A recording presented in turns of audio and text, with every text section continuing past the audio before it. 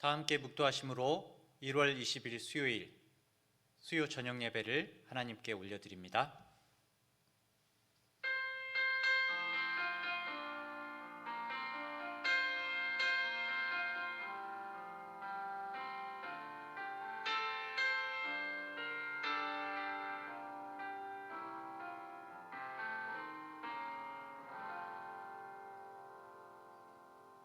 은혜의 주 하나님 아버지, 이 시간 저희들의 신령과 진정을 다하여 하나님만 바라보길 원합니다. 저희의 마음을 붙들어 주시옵소서. 주님과 만나는 시간, 주님의 말씀을 듣는 시간 되게 하여 주시옵소서. 예수님의 이름으로 기도합니다. 아멘. 찬송가 182장, 새 찬송가는 250장입니다. 구주의 십자가 보혈로 다 함께 찬양합니다.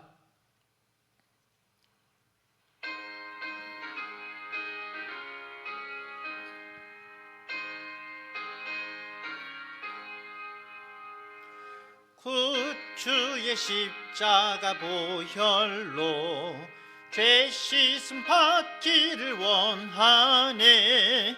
내 죄를 씻으신 주 이름 찬송합시다. 찬송합시다. 찬송합시다. 내 죄를 씻으신 주 이름 찬송합시다. 죄악을 속하여 주신 주 내 속에 들어와 계시네. 십자가 앞에서 주 이름 찬송합시다. 찬송합시다. 찬송합시다. 내 죄를 씻으신 주 이름 찬송합시다. 주 앞에 흐르는 생명수 날 씻어 정하게 하시네. 내 기쁜 정성을 다하여 찬송합시다. 찬송합시다. 찬송합시다. 내 죄를 씻으신 주 이름 찬송합시다. 내 주께 회개한 양심을 생명수 가운데 젖었네. 흠없고 순전한 주 이름 찬송합시다. 찬송합시다. 찬송합시다. 내 죄를 씻으신 주 이름 찬송합시다.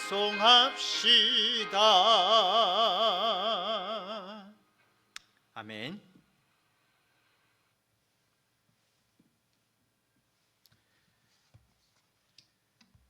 다 함께 기도하겠습니다. 사랑과 은혜가 충만하신 하나님 아버지, 우리의 구주이시며 우리의 영원한 생명 되신 주님을 찬양합니다. 이 시간 코로나 바이러스로 우리가 대면해서 예배할 수는 없지만 온라인 예배를 통해서나마 멀리 있는 성도들까지 함께 수요 예배를 올려드릴 수 있음을 감사를 드립니다. 저희들의 부족한 모습에도 불구하고 이 시간 저희의 예배를 받아주시는 주님, 이 시간 우리의 교만과 거짓된 모든 것을 내려놓고 말씀 가운데 살아계신 주님을 만나며 이 시간과 공간 가운데에도 실제하시는 주님과 교제하는 우리이기를 원합니다. 하나님 앞에 새로워지기 원하는 저희들의 마음을 받아주시고 말씀의 은혜를 믿음으로 받는 시간 되게 하여 주시옵소서.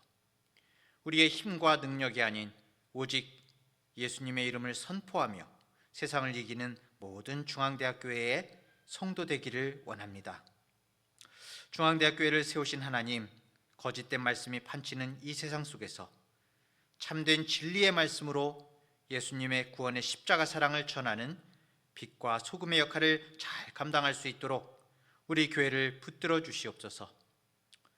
특별히 우리 성도 한 사람 한 사람, 주님, 새롭게 시작한 2021년 우리에게 주어진 시간과 기회들을 헛되이 보내지 않게 하시며 주님께서 주시는 모든 것에 감사함으로 받는 성도들 되기를 원합니다.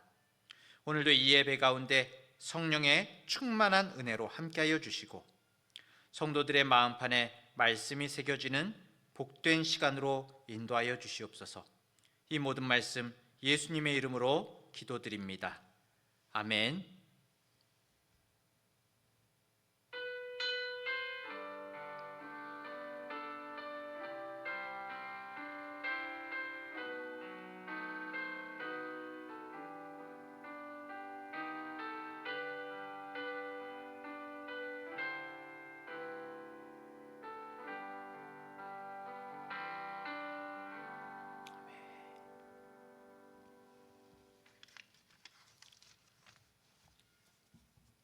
찬송가 458장, 새 찬송가는 405장입니다.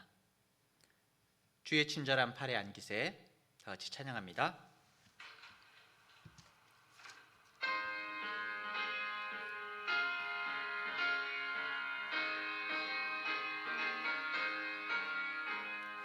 주의 친절한 팔에 안기세. 우리 마음이 평안하리니 항상 기쁘고 복이 되겠네. 영원하신 팔에 안기세. 저의 팔에 그 크신 팔에 안기세. 주의 팔에 영원하신 팔에 안기세.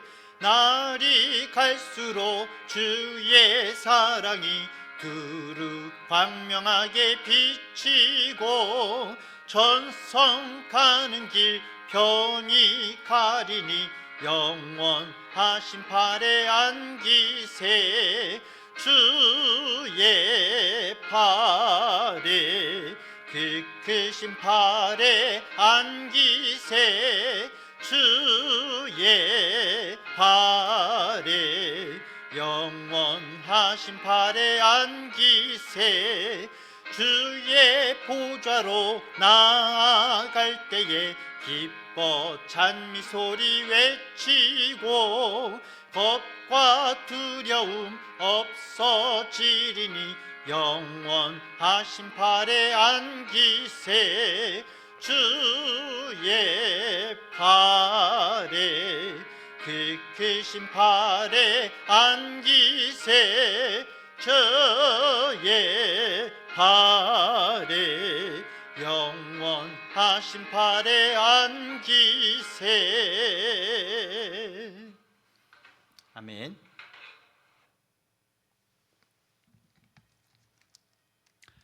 오늘 하나님의 말씀은 누가복음 22장 31절부터 34절의 말씀입니다. 누가복음 22장 31절부터 34절의 말씀을 제가 봉독하겠습니다. 시몬아, 시몬아, 보라, 사단이 밀가부르듯 하려고 너희를 청구하였으나 그러나 내가 너를 위하여 네 믿음이 떨어지지 않기를 기도하였노니 너는 돌이킨 후에 네 형제를 굳게 하라. 저가 말하되 주여, 내가 주와 함께 오게도 죽는데도 가기를 준비하였나이다. 가라사대 베드로야, 내가 네게 말하노니 오늘 다 굴기 전에 네가 3번 나를 모른다고 부인하리라 하시니라. 아멘.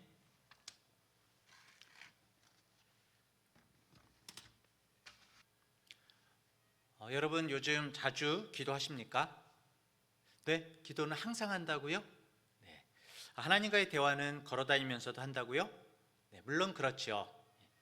우리는 성경에 쉬지 말고 기도하라는 말이 나와 있는 것을 보게 됩니다. 이것은 하나님과 연결되어 있음, 하나님을 인식하고 있는, 우리가 하나님과 전혀 떨어질 그 텀이 전혀 없을 정도로 하나님과 대화라는 것이겠죠.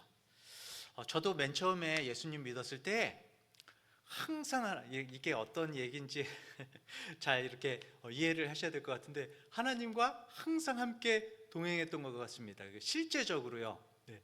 항상 주님께서 제 옆에 계신 거예요. 그래서 제가 움직이면 주님께서도 항상 같이 움직이시고, 네. 항상 뭔가를 할 때 주님께 먼저 물어봤었습니다. 주님, 예수님, 제가 어떻게 해야 될까요?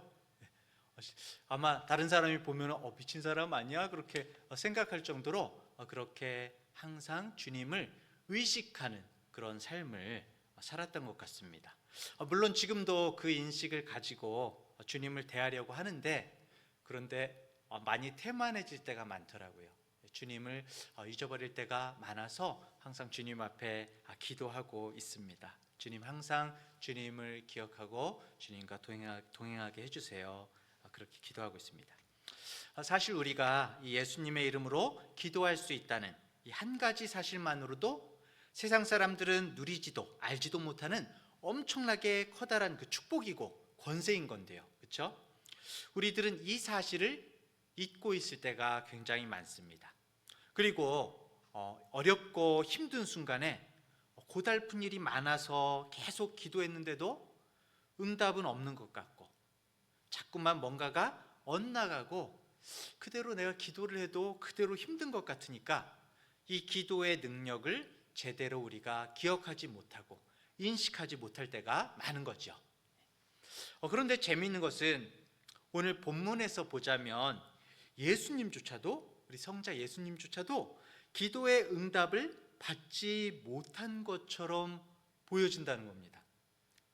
본문에서 분명히 주님께서 베드로의 믿음이 떨어지지 않기를 기도했다고 하셨거든요. 그런데 앞으로 이 말씀이 어떻게 이어집니까?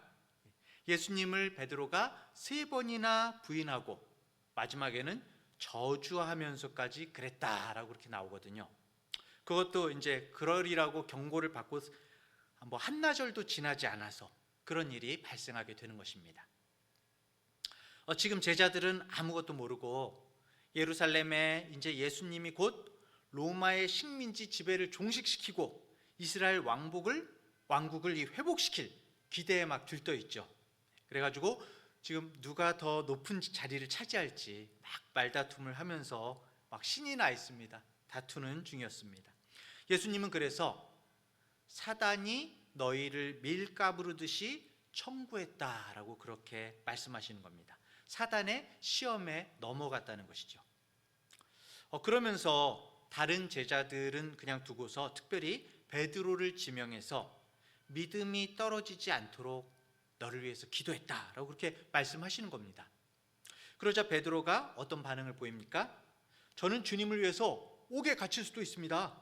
죽을 수도 있어요. 그러면서 이제 큰 소리를 치죠. 물론 당연히 이것은 베드로의 진심이었을 겁니다. 하지만 베드로는 곧 예수님을 부인하게 되죠. 그럼 예수님께서 특별히 지명해서 사실은 성부 하나님께 한 이 기도마저 사단에게 회방을 받은 것일까요? 예수님의 말씀이 굉장히 민감한 부분인데 예수님의 말씀이 이루어지지 않은 것일까요? 아니죠. 독생자 예수님의 기도를 성부 하나님이 거절하실 리가 없죠. 사단의 회방을 받을 리는 더더욱 없는 것입니다. 그렇다면 예수님이 믿음이 떨어지지 않도록 기도했음에도 불구하고 베드로가 3번을 부인했다는 사실은 뭘 말하는 걸까요? 예수님은 베드로가 예수님을 3번 부인하는 그 사건과 베드로의 실제 믿음과는 별개인 것으로 말씀하시는 것입니다. 다시 말해서 예수님을 3번 부인했다는 그 자체가 베드로가 믿음이 떨어진 증거가 아니라고 성경은 말씀하시는 거예요. 무슨 말이지? 애매모호하다. 믿음이 떨어졌으니까 베드로가 그렇게 얘기한 거 아닐까? 우리가 그렇게 생각할 수 있죠. 사실 우리들은 믿음이 떨어졌다는 말을 어떤 때였습니까?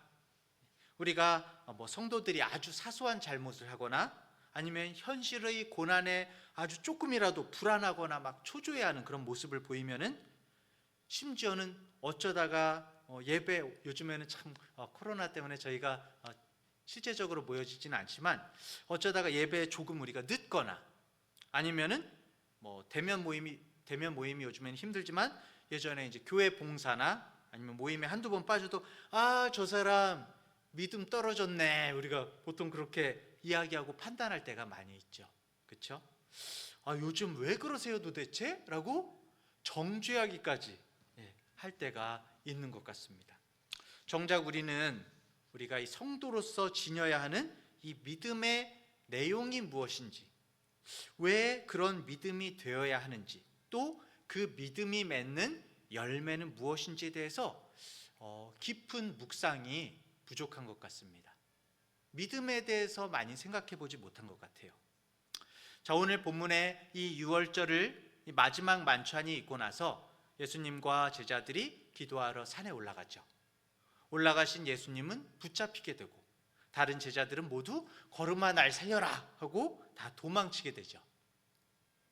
자, 그런데 그래도 사실 어떻게 보면은 베드로가 3번 부인했다 가타부타 하지만은 어떻게 보면 베드로 혼자 비록 멀리 떨어져서 조심스럽게 쫓아가긴 했어도 붙잡혀가는 예수님을 따라간 것은 사실 용감한 것 같습니다. 용감하기도 하고 예수님을 정말 생각하고 있었다는 그런 증거이기도 하지요. 제사장의 관저 뒤뜰에서 다른 사람들과 하녀들에게 예수님의 제자인 것을 들켰죠. 들킨 이유가 뭐겠습니까? 평소에 베드로가 예수님을 항상 바짝 쫓아다니면서 완전히 인싸였던 거예요. 인싸. 요즘 말로 인싸. 인사이더죠. 인싸로 예수님과 함께 열심히 붙어서 동역하는 그런 모습을 보였기 때문에 이 제사장의 사람들 아니면 하녀들도 금방 알아본 거죠. 베드로가 이 사람 같이 다니던 사람 맞아, 이러면서 알 수 있는 것입니다. 베드로는 정말 예수님을 사랑했었습니다. 성경에 기록은 없지만 발각된 더 중요한 이유가 있었을 것 같아요. 그날 저녁에 모든 사람들이 그 뒤뜰에 모든 사람들이 어땠을까요? 예수님을 조롱하고 툭툭 치고 멸시하느라 난리였을 것입니다. 대부분 모인 사람들이 이 유대 지도자들의 선동에 넘어가서 예수님을 정죄할 군중만 모였을 거거든요. 그런데 그 중에서 유독 베드로 혼자서 심각하고 슬픈 표정을 짓고 있었을 것이 뻔하지요. 가뜩이나 이 베드로가 성경에서 다혈질적이고 감정적인 사람으로 성경에 보여지지 않습니까? 제사장의 종에게 막 말고죠. 제사장의 종 막 탁 나타나니까 귀를 확 베어버리기도 하고, 그렇죠? 말보다 행동이 앞서는, 생각보다 말보다 행동이 앞서는 그런 베드로, 감정도 얼굴 표정도 금방 드러났을 거예요. 그대로 그 감정이 얼굴에 묻어 나왔을 것입니다. 이 제사장 관저의 뒤뜰에서 지금 베드로는 완전히 멘붕에 빠진 거죠. 베드로는 주님을 진정으로 많이 사랑했습니다. 지난 3년간 베드로는 모든 삶을 내려놓고 생업도 다 완전히 팽개치고 예수님을 따랐을 겁니다. 그런데 그 보상과 결과가 겨우 이거란 말이야? 원통한 마음을 지울 수가 없는 거죠. 세상이 한번 크게 뒤집어질 것으로 이제 뒤집어져서 크게 이제 변하게 될 것을 기대했는데 그 기대가 완전히 산산조각이 난 거죠. 이 베드로와 제자들이 전체적으로 다 단정할 수는 없지만 성경에 이렇게 다 나와 있지는 않지만은 우리가 유추하자면은 유대인이라면은 로마가 망하고 그렇죠. 이스라엘이 회복되기를 열렬히 소원했을 겁니다. 그런데 지금 예수님이 잡혀온 곳이 어디입니까? 바로 유대인 대제사장의 재판정에 잡혀온 거예요. 주님을 잡으려고 겟세마네 동산에 로마 군인들이 들이닥친 게 아닙니다. 대제사장의 부하들이었습니다. 사실 로마 당국은 정치적 움직임을 드러내지 않는 예수님의 그 동향에 대해서 별로 신경을 쓰지 않았습니다. 이 제사장들이 예수님의 재판을 빌라도 총독에게 넘긴 것도 사실은 유대 종교 재판에서 사형을 언도할 사람을 죽일 권한이 없었기 때문이죠. 그래서 로마인인 빌라도도 예수님을 넘겨받고 나서 어땠습니까? 예수님에게서 죄를 발견하지 못하고 놓아주려고 막 힘을 썼었죠. 하지만 폭동과 선동이 일어날 것 같아서 어쩔 수 없이 십자가형을 취하게 되죠. 차라리 로마 당국이 예수님을 잡아들였으면 와, 혁명이다 그러면서 아마 이 다혈질 베드로는 정말 어쩌면 목숨을 걸고 싸웠을 수도 있습니다. 그런데 함께 여호와 하나님을 믿고 성경에 동일한 신앙을 가졌다고 생각한 유대인들이 예수님을 붙잡아 끌고 간 거예요. 베드로는 도대체 이게 무슨 일인지 고뇌에 빠진 겁니다. 베드로는 지난 3년간 예수님과 동고동락했던 그 시절이 아마 인생에서 최고로 행복한 그런 시절이었을 겁니다. 예수님은 구약 성경을, 우리들이 다 성경을 읽어서 알고 있지만은 구약 성경을 무슨 종교적 체계나 아니면 의식을 강화하는 그런 의도를 가지고 가르치지 않으셨죠. 율법 외에 장로들의 유전을 복잡하게 덧붙여서 사람들을 힘들게 짐을 그렇게 만들어서 판단하지도 않으셨습니다. 말로 가르치기만 하고 행동이 따르지 않는 다른 랍비들과는 차원이 다른 그런 분이셨습니다. 주님께서 가르치신 율법은 1.1획도 땅에 떨어지지 않고 주님의 삶에 그대로 묻어나왔습니다. 말과 행동이 완전히 일치하는 유일한 분이 바로 예수님이셨던 거죠. 예수님은 또 어떤 분이셨습니까? 과부와 고아와 세리와 온갖 죄인과 병자, 귀신 들린 자같이 소외되고 가난한 자들을 먼저 찾아가서 정말 진심 어린 사랑으로 섬기고 치유해 주셨죠. 베드로는 그 모든 것을 보았습니다. 성경에 나오지는 않았지만 유추해 보건대 베드로를 그냥 무식한 갈릴리의 어부로 멸시하지 않고 정말 한 사람의 온전한 인격을 갖춘 그런 인간으로 대우해 주신 최초의 유대인 랍비도 아마 예수님이 아니었을까 그런 생각도 듭니다. 정말 평생토록 이분을 따르면 이분이 갖고 있는 놀라운 신적 능력을 가지고 하나님의 공평과 정의가 실현되는 그런 아름다운 세상이 오리라고 기대되었고 믿음도 가지고 있었을 것입니다. 그랬는데 저렇게 완전히 허무하게 당하기만 하시는 거죠. 도대체 주님께서 저렇게 당하시면 우리의 이 한숨과 갈증과 분노와 슬픔은 과연 누가 해결해 준단 말인가? 완전히 분통이 터진 거죠.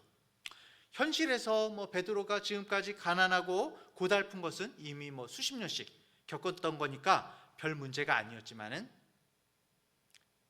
베드로는 이미 봤던 거예요. 예수님 안에서 정말 예수님의 그 사랑과 주님의 공의와 주님의 나라를 봤던 거죠. 희미하게나마 봤던 것입니다. 다시 정말 자신의 인생의 의미, 가치, 보람, 기쁨은 이제 대체 어디에서 찾아야 되는가? 다시 이전처럼 정말 허망하고 무의미한 삶으로 내가 되돌아가야 하는가? 베드로는 자신의 그 소망과 냉정한 현실 사이에서 엄청난 거리가 있음을 느꼈을 것입니다. 그래서 너무 괴로운 거죠.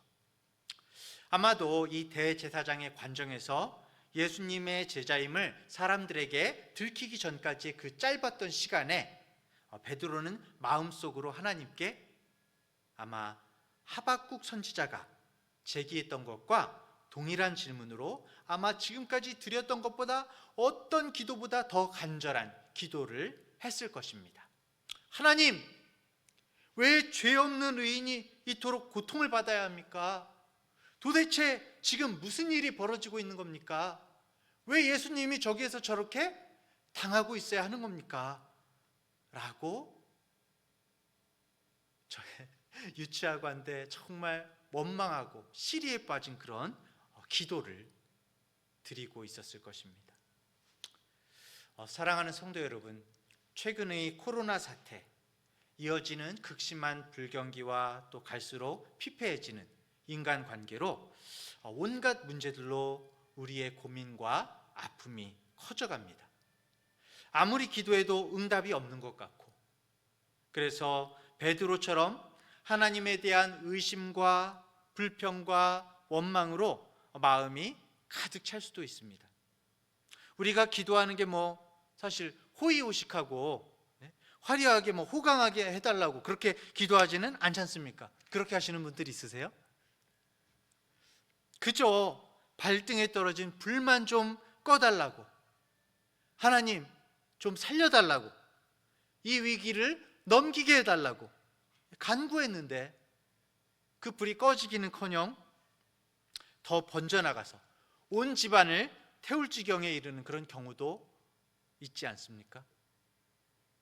그래서 때때로 하나님 대체 언제까지 저를 외면하실 겁니까? 하나님 도대체 왜 이런 일들이 일어나는 겁니까? 라는 그런 외침이 저절로 나오기도 하시는 분들이 계실 것 같습니다. 자, 그렇다면 베드로가 3번 부인한 것, 그리고 우리들의 이런 모습들, 우리의 믿음이 떨어진 것일까요? 아닙니다. 사실 우리가 담대하고 절대적인 그런 믿음을 갖지는 못하더라도 계속해서 하나님을 부르고 하나님 앞에서 울고 소리치고 기도하고 있다는 것이 바로 믿음이 떨어지지 않았다는 증거이죠. 우리가 믿음이 없다면 하나님을 부르겠습니까? 하나님을 원망하겠습니까? 하나님의 존재 자체를 인식하지 못하겠죠. 하나님이 우리의 한숨 섞이고 눈물 어린 기도를 들으십니다. 하나님은 분명히 귀를 기울이십니다. 다윗의 시편을 보십시오. 성경이라서 이 고상하고 경건하게 표현해서 그렇지 내용적으로는 많아요. 하나님께 대들고 따지고 하나님 원망하고 그런 내용이 진짜 많습니다. 비탄시, 탄원시라고 그러죠.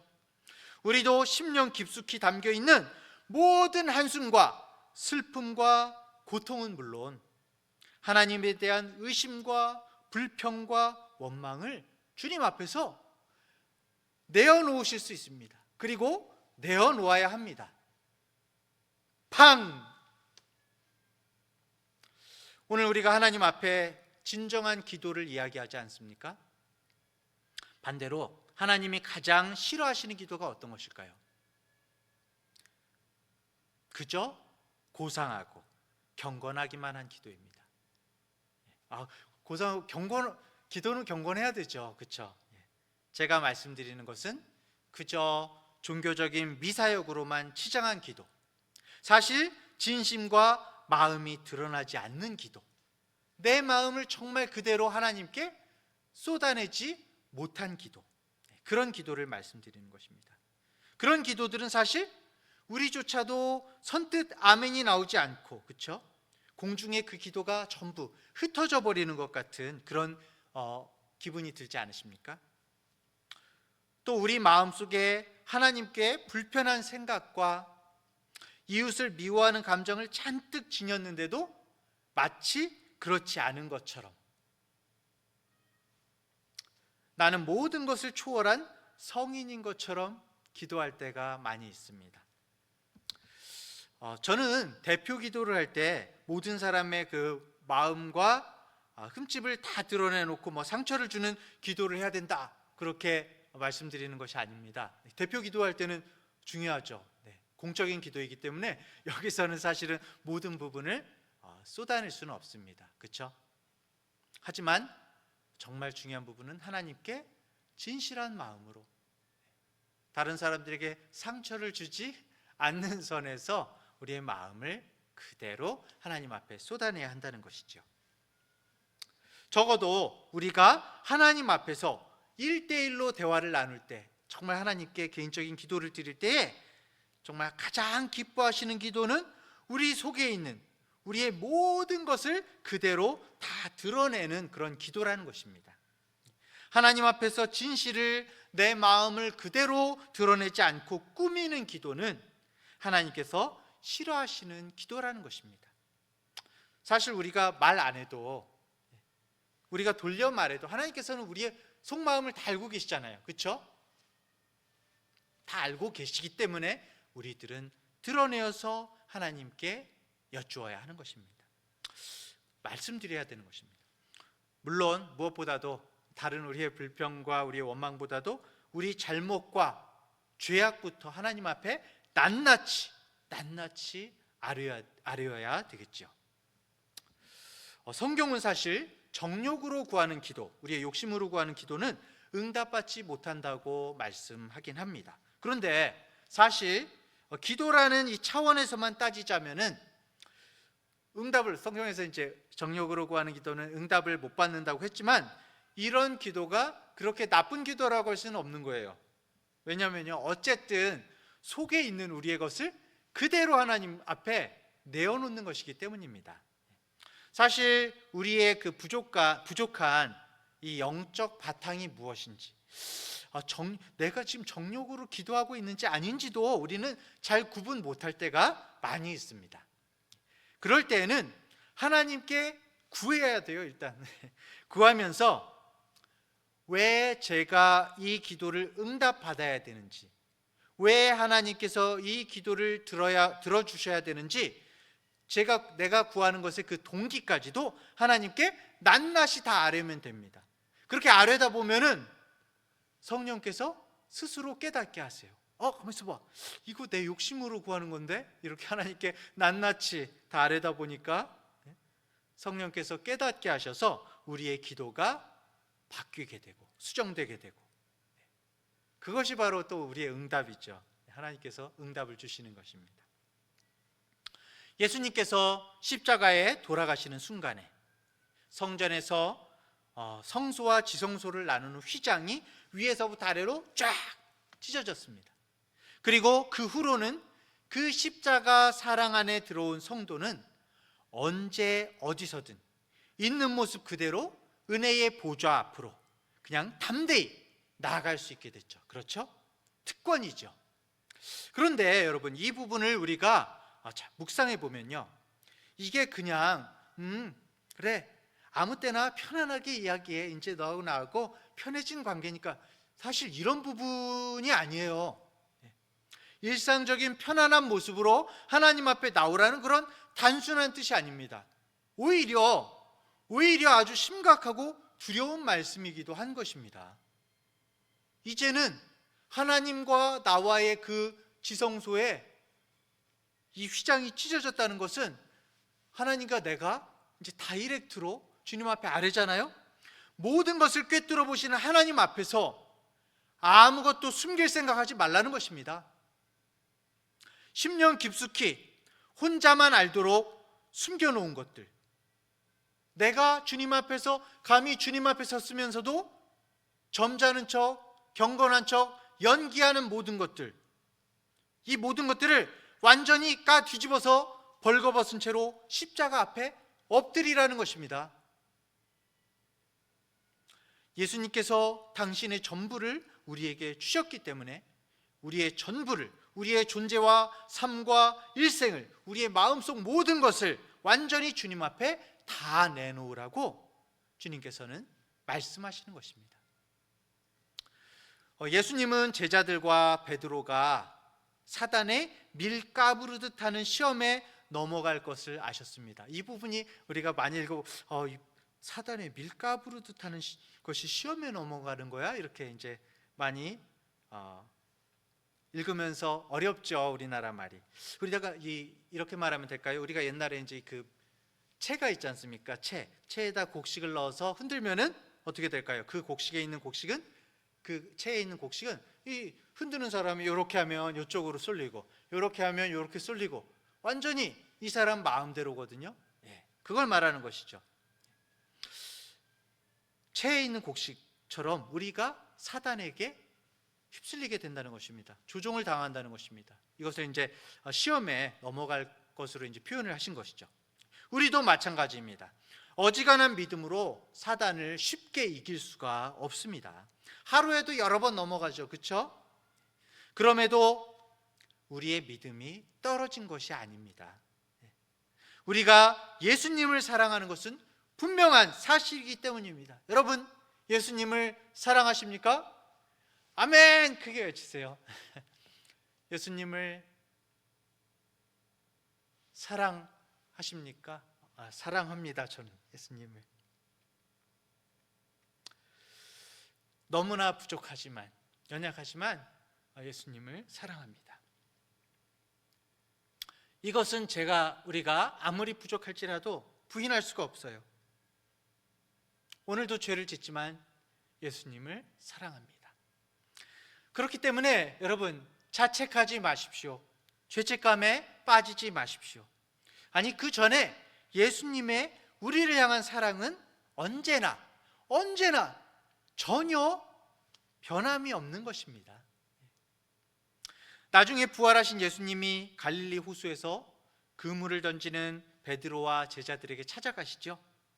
이번에도 베드로만 따로 지명해서 요한의 아들 시몬아, 네가 나를 사랑하느냐? 이렇게 3번을 연거푸 물어보십니다. 베드로가 주님을 사랑하는 것을 정말로 몰라서 확인해 보려는 그런 의도로 질문을 던지셨을까요? 오히려 그 반대로 예수님의 뜻을 베드로더러 알라는 것입니다. 그날 밤에 베드로가 예수님을 3번이나 부인했어도 그것이 믿음, 사랑이 떨어진 것이 아님을 예수님은 알고 있다는 그 사실을 베드로에게 알게 해주고 싶으셨던 거죠.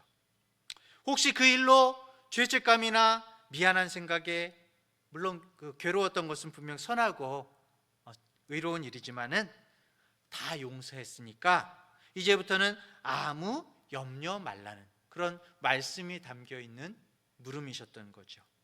아니, 사실은 그 전에 3번 부인하는 그 순간에도 예수님은 단 한 번도 베드로를 향해서 아니 저 녀석이 막 그래서 원망하고 미워하고 하는 그런 감정의 앙금조차 전혀 없었음을, 오히려 안타까워하셨음을 깨우쳐 주려는 주님의 뜻이 담긴 물음이셨던 거죠. 그리고 그 예수님께서 핍박당하시던 그날 밤에 완전히 산산조각이 났던 베드로의 소망을 다시 세워주려는 예수님의 뜻이기도 했던 것입니다. 베드로야, 네가 바라던 아름다운 세상을 이제부터 나와 함께 이루어가자라는 그런 초대인 것이죠. 단 로마 제국의 그 현실적인 정치적인 권력이나 주님을 십자가에 매단 그 유대의 형식적이고 가식적인 종교 체계를 무너뜨리는 방식이 아니라 이 새로운 방식으로, 주님의 새로운 법으로 이 세상을 바꾸자고 말씀하신 것이죠. 너희의 마음에 성령께서 새로운 법을 심을 것이다.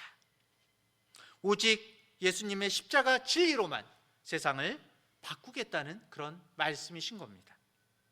한 사람 한 사람, 사람을 낚는 어부로서 한 사람 한 사람의 영혼을 죄에서 건져서 깨끗게 하는 그런 방법이 아니고는 세상이 바뀌지 않는다는 그런 말씀을 하신 것이죠. 로마 제국 같은 세상의 세력과 문화들과 유대교 같은 가식적인 형식적인 그런 종교인들, 세상 마지막 날까지 항상 우리 주변에 있을 것입니다. 세상은 점점 복잡해지죠. 여러 문제들이 우리들을 둘러싸고 있습니다. 시대가 가면 갈수록 더 다양하고 복잡하고 심각한 모습들, 우리를 억누르는 모습들, 우리가 예수님의 뜻대로 살지 못하게 하는 그런 모습으로 우리에게 나타납니다. 우리에게 닥치는 현실적인 고난도 우리가 사는 동안에는 끊이지 않을 것입니다. 계속 걱정할 일들이 있을 거고요. 내일도 우리들은 분명히 걱정할 일들이 있을 것입니다. 어쩌면 사건 사고가 계속 발생할 것입니다. 성도라고 해서 그 고난을 피해갈 수는 없습니다. 그리고 우리에게 하박국 같은 그런 질문과 원망은 계속될 것입니다. 하나님은 그 모든 사실을 아시고도 왜 죄악과 고통을 그대로 두실까요? 왜 우리를 그 가운데 두실까요? 그 답은 현실에서 우리가 우리의 생각대로 형통하고 안락하다고 결코 행복하거나 만족하거나 기뻐지지 않는다는 것을 깨달으라는 것입니다. 그런 고난 중에도 하나님의 주님의 나라는 세워져 나간다는 것입니다. 어떠한 세상의 정말 공격과 어떠한 압력에도 불구하고 주님의 나라는 이미 시작되었고 계속 세워져 간다는 것입니다. 세상의 조건이 아니라 하나님 안에 있는 행복을 깨달으라는 것입니다. 세상의 일들 때문에 때때로 기운이 빠지기는 하지만은 주님을 바라봄으로 진정한 은혜와 기쁨과 행복을 얻으라고 우리에게 말씀하시는 것입니다. 자, 베드로는 참 생명과 참 빛이신 이 예수님을 만나서 비로소 인생의 참 소망을 발견했습니다. 부활하신 예수님이 그 소망을 다시 완벽하게 되살려 주셨죠. 정말로 인간답게 살면서 세상을, 세상이 아니라 내 가정만이라도 아름답고 선하고 진실하게 바꾸는 길은 오직 예수님의 십자가 복음뿐입니다. 믿으십니까? 아멘. 예수님이 하늘의 소망으로 우리들을 채워주셔야만 합니다. 그래야 우리들이 그렇게 살 수 있죠. 그리고 기도는 바로 그 예수님의 우리를 하늘 소망으로 채워주시는 그 예수님을 소망하는 것입니다. 채워주심을 소망하는 것이 바로 기도죠. 세상을 나와 함께 한번 바꿔보자, 그런 주님의 초대에 주님의 손을 붙잡는 것입니다. 하나님의 일에 동참하는 작업이 바로 기도입니다. 내가 욕심부리고 소망하는 일에 하늘의 예수님을 끌어내리는 것이 아니라 예수님의 사랑과 소망에 참여하려고 내가 하늘로 올라가는 것이 바로 기도인 것이죠. 말씀을 맺겠습니다. 하나님은 우리가 이 모양 저 모양으로 얼마나 힘든지 다 알고 계십니다. 우리가 종종 원망하고 불평을 가진 것조차도 다 알고 계십니다. 우리는 그저 당연히 우리의 기대와 소망을 하나도 숨김없이 하나님께 다 말씀드려야 합니다. 무엇이든 하나님 앞에 무엇이든 기도해야 됩니다. 모든 소원과 기대를 뜨겁게 하나님 앞에 간구하십시오. 하지만 그 모든 내 기도 제목이 단순하게 내 소망을 이루는 것이 아니라 정말로 변변치 않고 아주 작고 때로는 부끄러워 보이는 그런 기도 제목일지라도 그 안에 예수님의 거룩한 소망이 나타나기를 기대해야 됩니다. 하나님의 공평과 정의가, 십자가의 사랑과 은혜가 내 삶과 내가 속한 가정과 학교와 직장과 사업체와 모든 공동체 안에 풍성하고도 세밀하게 미쳐지기를 진짜로 소원해야 됩니다. 사랑하는 중앙대학교의 성도 여러분, 예수님을 믿는 성도는 결점 없는 깨끗한 성자가 아닙니다. 우리는 오늘도 정말 부족한 모습입니다. 하지만 우리는 최소한 하나님 앞에 하나도 숨기지 않는 진실한 성도가 되어야 하고 투명한 성도가 되어야 합니다. 하나님 앞에 모든 것을 내어놓고 이 마음의 모든 것을 주님 앞에 투명하게 내어놓을 수 있어야 됩니다. 오늘도 주님 앞에서 부족할지라도 진실한 투명한 성도가 되기 위해 쉬지 말고 기도하는 우리 모든 성도님들 되시기를 간절히 축원합니다. 기도합니다. 은혜가 풍성하신 주님, 우리들의 부족한 모습에도 불구하고 주님께서는 우리를 사랑하시고 우리들을 이제부터 영원까지 붙들고 계신 주님이심을 믿습니다. 하나님, 저희들 가시게 껍데기를 벗어버리고 때때로 주님과 1대1의 기도의 관계에서도, 주님과 대화할 때도 저희들 우리의 모든 마음속 무의식까지도 들여다보시고 우리를 붙들고 계시는 주님 앞에서조차 연기하고 껍데기를 쓰고 있을 때가 얼마나 많은지요. 주님 앞에 나의 모든 걱정과 원망과 아픔과 미움과 모든 것들을 주님 앞에 꺼내놓고 주님 앞에 말씀드리고 주님의 도우심을 구하는 우리 모든 성도들이 되어지길 원합니다.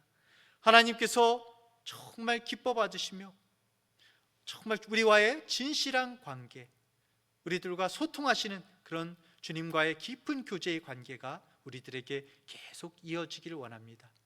그 교제를 통해서 우리가 이 삶을 살아가는 힘을 얻고 우리의 삶의 주변의 환경들이 변해지지 않을지라도 주님과 동행하기 때문에 그 모든 것을 헤쳐 건너 나아갈 수 있는 우리 모든 성도들 되어지길 원합니다. 성령님께서 우리 성도들을 붙들어 주시옵소서. 이제는 우리 주 예수 그리스도의 은혜와 하나님 아버지의 무한하신 사랑하심과 성령의 놀라우신 인도하시는 은혜가 오늘도 주님과 가식없는 관계로 주님 앞에 교제하며 주님 앞에 나의 모든 마음을 쏟아내며 주님 앞에 나의 모든 존재를 드리는, 나의 모든 삶을 드리는, 그렇게 소망하면서 주님과 걷기를 원하는 우리 중앙대학교의 모든 성도들 가운데 주님의 은혜가 영원토록 함께 하시기를 간절히 축원하옵나이다. 아멘.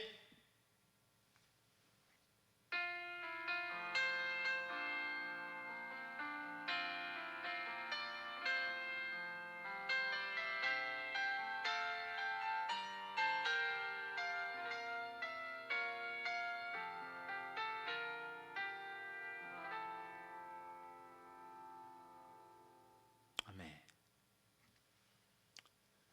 할렐루야. 예배 주님 앞에 온전히 잘 드리셨습니까? 주님 앞에 진짜 요즘에 많이 어려우시죠? 어려움 가운데에도 주님 앞에 모든 마음을 쏟아놓고 지금 이 순간에도 살아계시는 하나님을 날마다 만나며 동행하시는 우리 모든 성도님들 되시기를 바랍니다. 남아있는 일주일도 승리하시고 주일 말씀 가운데 또 만나 뵙도록 하겠습니다. 샬롬.